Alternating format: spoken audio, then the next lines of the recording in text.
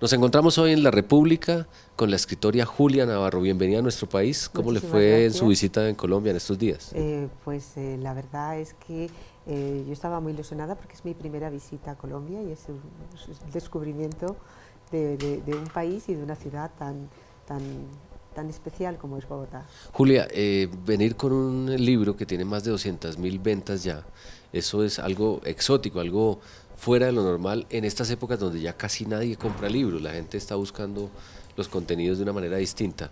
Eh, ¿Cómo le fue viendo a los lectores colombianos, el mercado colombiano, el público, que de todas maneras no es muy grande, pero le gustan las buenas novelas y las buenas historias? Pero es un público, es un lector muy cualificado, el lector colombiano, es decir, venir a presentar un libro a Colombia realmente no es una aventura fácil, porque los lectores colombianos son lectores cualificados y exigentes.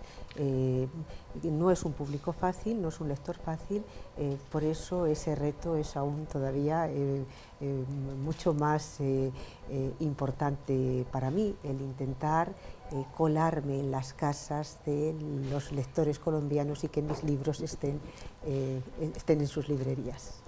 Bueno, Julia, cuéntenos un poco ya para la gente que no conoce y que pudiera estar interesada en comprar su novela en Colombia, ¿de qué se trata? Dispara, yo ya estoy muerto. Dispara, yo estoy muerto es una novela de personajes, es una novela que comienza a finales del siglo XIX en la Rusia zarista, con uno de los últimos pogromos contra los judíos, que pasa por la Primera y la Segunda Guerra Mundial y que termina en 1948 con la creación del Estado de Israel.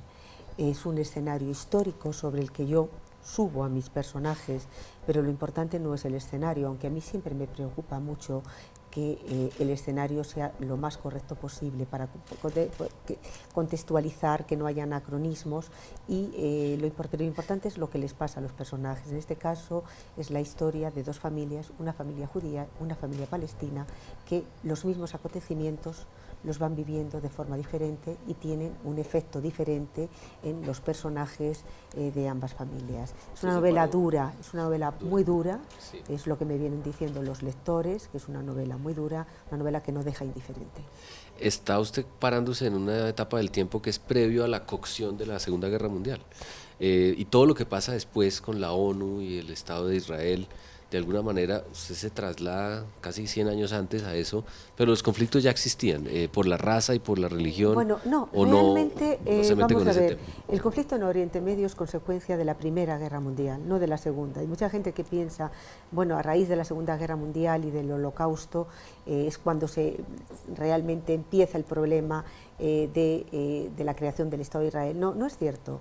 Es decir, el problema de Oriente Medio es un problema que es una consecuencia de la Primera Guerra Mundial y del reparto que en ese momento se hacen las dos potencias de la época, que son Gran Bretaña y Francia, que dividen Europa y también se dividen el mapa de Oriente Medio.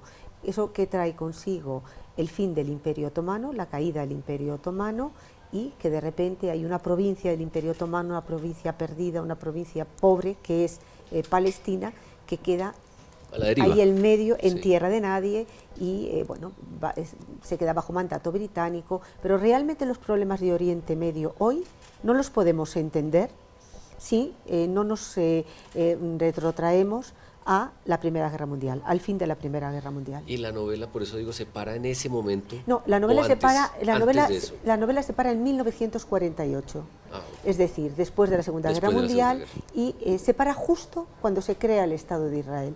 ¿Por qué? Porque yo no he querido hacer una novela de buenos y malos, he querido hacer una historia de dos sagas familiares que van viviendo todos esos acontecimientos que tienen un efecto en cada una de las familias y que, digamos, el punto culminante es el 48 con la creación del Estado de Israel.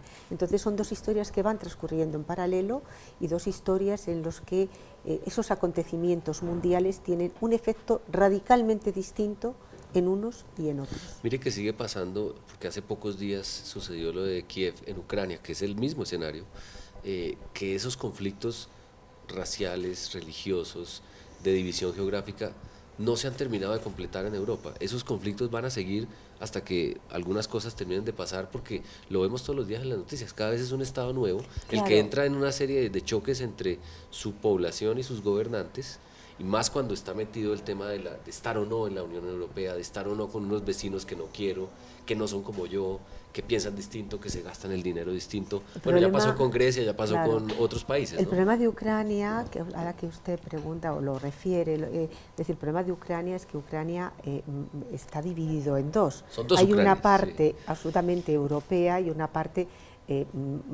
prorrusa.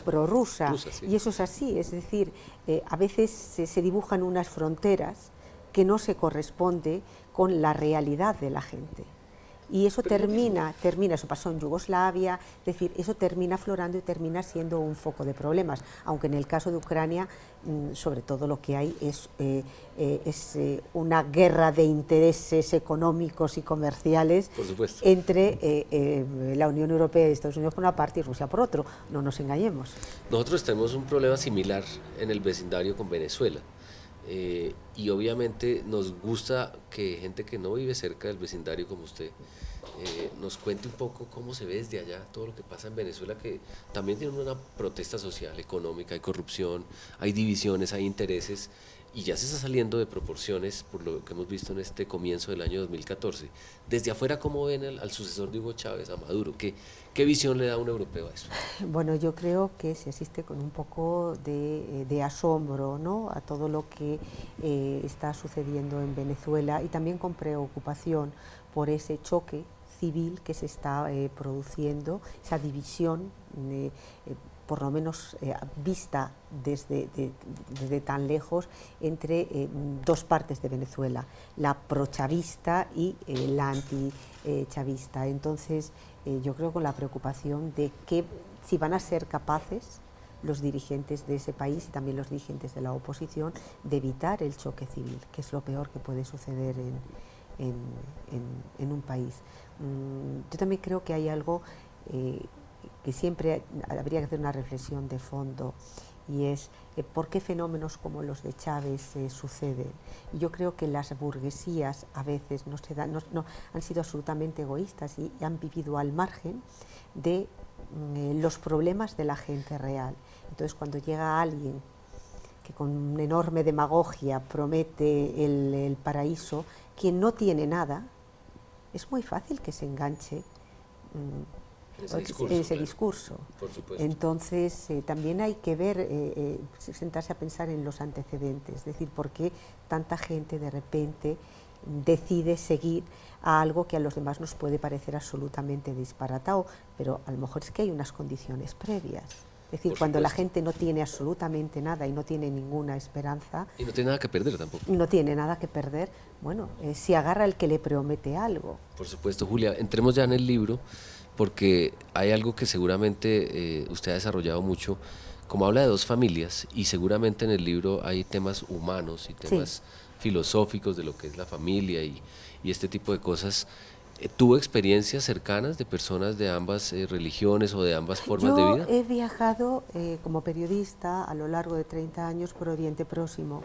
Es una región que conozco bien y he conocido a muchísima gente. Y o sea, hay un proceso de investigación. Hay un proceso de vivencia, es decir, durante 30 años he viajado por esa zona, he cubierto muchos acontecimientos y he conocido a muchas familias palestinas, a muchas familias judías, y he escuchado lo que me contaban los unos y los otros, y eso de alguna manera lo he terminado plasmando en esta novela. Yo no he querido hacer una novela de buenos y malos, he querido hacer una novela en la que he dado voz a dos maneras diferentes de ver la vida, de afrontarla, a personas que están en un lado y que están en el otro, y que ellos cuenten cómo han ido viviendo y cómo resoluciones de Naciones Unidas o lo que significó la desaparición del Imperio Otomano, el efecto que ha tenido en un lado y en otro. Lo que he hecho ha sido darles voz y alejarme para que mi voz no fuera la protagonista, sino que la protagonista fuera la voz de esas familias. Es una novela fundamentalmente de personajes. El mundo ha tratado a través de la ONU, Bill Clinton, Obama, otros mandatarios, de tratar de acercar ese conflicto y de solucionarlo, y no han podido. porque creo yo, lo tienen que solucionar ellos mismos. Y es bien difícil, ya que están opuestos, digamos, en ideologías y en formas de ver la vida. Pero están condenados a entenderse. Les toca. Si Están ambas, condenados a si ambas entender. naciones invitaran a Julia, les dijeran, bueno, ¿por dónde podemos empezar el camino? ¿Por dónde empezar a hablarse? ¿Cuál es ese primer paso que tienen que dar que no han dado? Pues es que yo creo que no se pueden seguir haciendo trampas los unos a los otros, en un sentido. Tienen que compartir esa tierra, no tienen otra opción. Israel es un hecho irreversible y Palestina es un hecho irreversible. De manera que basta ya de dar vueltas sobre algo, que la única solución es que haya dos estados y que esos dos estados coexistan. Y luego se tienen que perdonar los unos a los otros porque hay mucho dolor, hay muchos muertos y no tienen más remedio que intentar superarlo, pero están condenados a entenderse. Yo, en contra de la opinión generalizada, yo en ese sentido soy optimista, porque después de haber viajado tantas veces por esa región, es que no es que lo veas clarísimo, es decir, miren, señores, ustedes tienen que compartir este trozo de tierra, les guste o no les guste, y como no hay otra, hagan el favor de sentarse y hagan el favor de hacer algo para que las generaciones futuras no sigan sufriendo como ustedes y como sus antepasados han sufrido. Hay tres problemas fundamentales. Uno es Jerusalén, la capitalidad. El siguiente problema, hay muchos, pero hay tres que son los más importantes, es el regreso de los refugiados. ¿Cuántos refugiados? Ahí tampoco se ponen de acuerdo. Y un tercer problema que es unas fronteras seguras para ambos, para Israel y para el Estado de Palestina que tiene que ser. Y esos son problemas políticos. Y yo creo que cuando un problema es político, el problema tiene solución. Por supuesto. Julia, ¿qué pensamiento o qué reflexión de toda la gran experiencia que tuvo usted por los viajes le deja un personaje como Yasser Arafat? Yo no conocía a Yasser Arafat, nunca le entrevisté, no lo conocí. Pero bueno, Yasser Arafat fue realmente un personaje muy importante para el pueblo palestino y en un momento determinado fue capaz de dar un paso en dirección a la paz. Es decir, bueno, yo creo que entendió que el único camino que había era sentarse con sus enemigos para intentar llegar a un acuerdo. Y fíjese usted que hubo un momento en el que dos personas que fueron capaces de dar ese paso y que estuvieron a punto de conseguirlo, que fueron Isaac Rabin y Yasser Arafat, que ambos se habían combatido encarnizadamente, habían sido enemigos, murieron. Y yo creo que eso fue una tragedia para el proceso de paz.